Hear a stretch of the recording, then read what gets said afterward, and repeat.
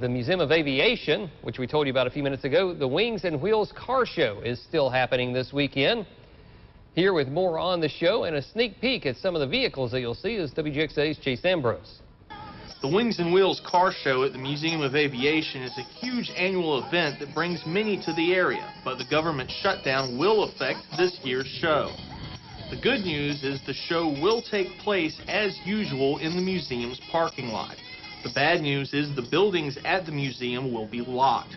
Restroom facilities will be available, and as usual, vendors will be on hand. Because as they say in Hollywood, the show must go on. And speaking of Hollywood, at the show you'll be able to see a lot of cool cars, including the Batmobile and a very special taxi cab that belonged to a local collector. The taxi is actually the original taxi from the Captain America, the first Avenger movie. It's the only taxi that was left in the U.S. The others were sold in Europe. And I got it during an auction when they were auctioning all the Captain America costumes and vehicles off last year. Well, the Batmobile is actually a replica. It took me around 6 years to build.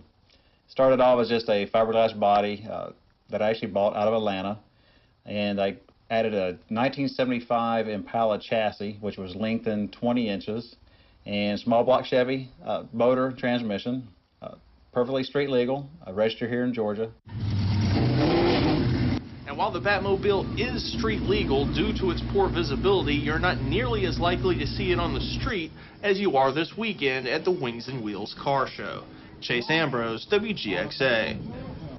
That Wings and Wheels Car Show is at the Museum of Aviation this Saturday from 8 in the morning until 4:45.